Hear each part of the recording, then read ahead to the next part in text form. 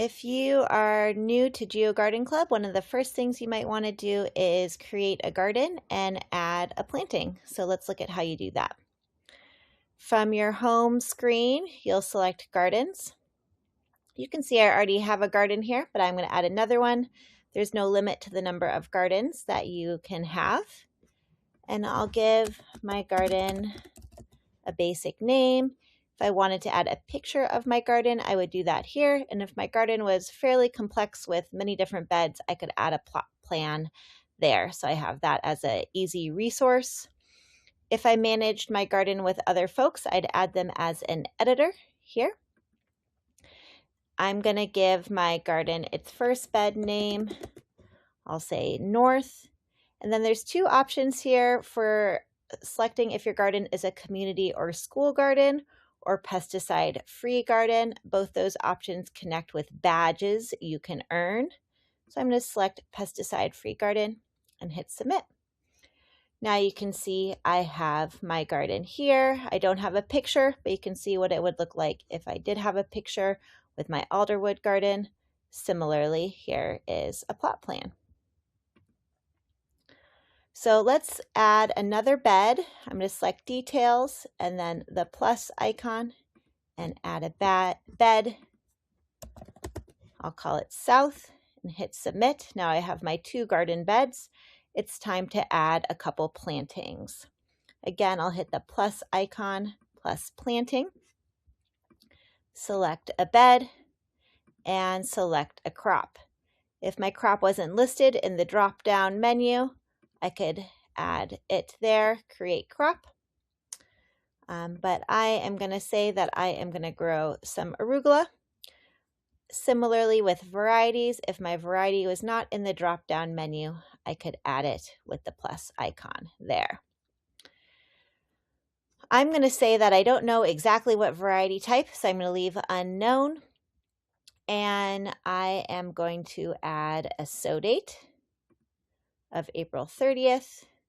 Now, if I'd planted this in the past, I could definitely add a date from the past, but we'll keep it as a date in the future. If I didn't know the sow date, like if I was buying a transplant from the store, I would use this checkbox to show that. And we'll talk about perennials after we do this planting. I'm going to add an anticipated first harvest date for about a month from now and an anticipated pull date for some time after that. You can add a last harvest date if you plan to finish harvesting the plant but keep that plant growing in the ground, like to save seeds. And then if you grow things indoors or in a greenhouse and then you bring them out to your garden, you can add a transplant date there. I'll hit submit. And you can see that in my north bed, I have arugula growing for between end of April to the end of June.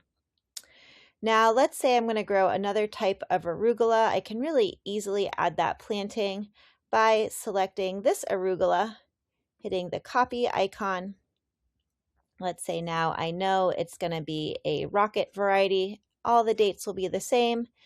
I'll hit submit, and there I have my second arugula variety listed. Next, I am going to add a perennial to my south bed. So again, I'll hit plus planting, select the bed. I am going to grow asparagus, and I'm going to say that I know that it's a Jersey night variety. I'm going to select perennial, which automatically populates the sow and the pull dates to the first and the end of the year to show that the asparagus plant is going to be in that garden bed the entirety of the year. I'm going to add a first harvest date. Again, I'll say the 30th and an anticipated last harvest date. Okay. Hit submit. And now you can see I have my asparagus in my south bed, and it's going to be there the entirety of the year because it's a perennial. Now, if I move over to my task screen, you'll see that I have tasks automatically created for me. This is one of my favorite things about GeoGardenClub because now as I complete the tasks, it will update my planting timeline accordingly to the correct date. This also helps me keep myself up to date so I know what I need to do in the upcoming days in my garden. So that's a brief overview of how to create a garden and add plantings using GeoGardenClub.